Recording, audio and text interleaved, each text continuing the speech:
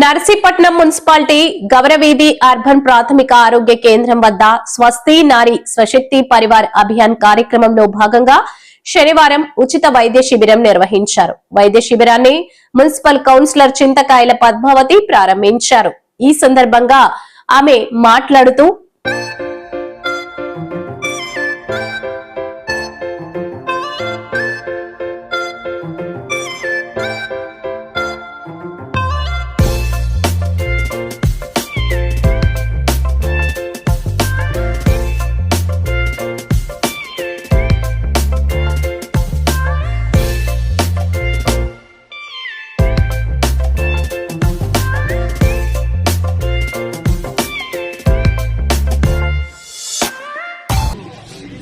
Central government ప్రధానమంత్రి మోదీ గారు అలాగే మన సీఎం చంద్రబాబు నాయుడు గారు అలాగే కలిసి పెట్టినటువంటి కార్యక్రమం ఇది. పేదలకైనా ధనికులకైనా సరే చాలా మంచి కార్యక్రమం. మరి ఇటువంటిది ఇక్కడ ఇప్పుడు చాలా మంది ప్రచారం చేస్తున్నారు. ఆశా వర్కర్స్ అని, డాక్టర్స్ అని, సిబ్బంది అంతా కూడా ప్రచారం చేస్తున్నారు.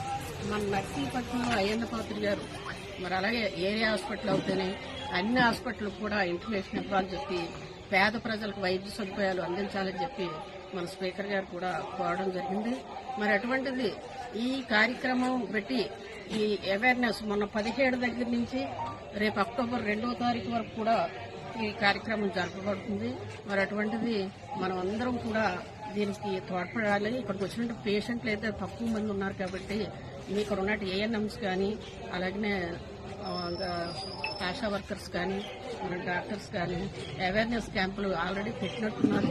ఈ కార్యక్రమాన్ని విజయవంతం చేయాలని చెప్పి కోరుకుంటున్నాను. చాలా మంది కూడా రక్తం తక్కువ ఉన్నటువంటి వారికి అలాగనే టీబీ పేషెంట్లు ఉంటారు. చాలా మంది కూడా ఈ బ్రెస్ట్ క్యాన్సర్స్ కానీ గర్భకోశ వ్యాధులు కానీ ఇవన్నీ వస్తుంటే ఆడవాళ్ళు చాలా మంది భయంతో ఎవరికైనా తెలుస్తుంది అని ఇబ్బందులతో చెప్పడం మానేస్తూ ఉంటారు. అవన్నీ బయటికి చెప్పాలి.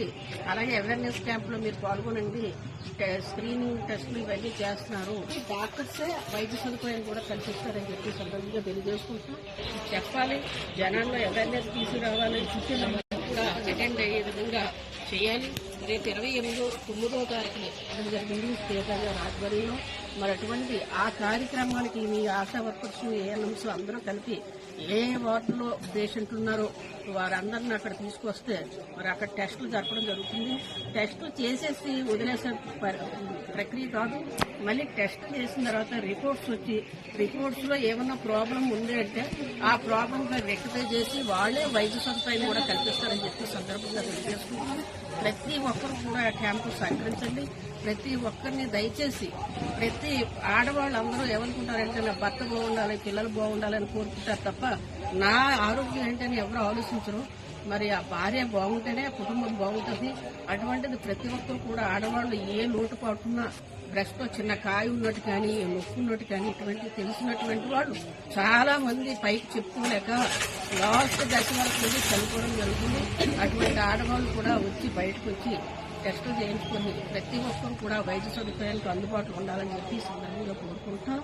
అలాగే ఈ అవకాశం ఇచ్చినటువంటి ప్రశాంత్ గారికి, మెడికల్ ఆఫీసర్ ప్రశాంత్ గారికి, అలాగే విద్యా గారికి, అలాగే పెద్దలందరూ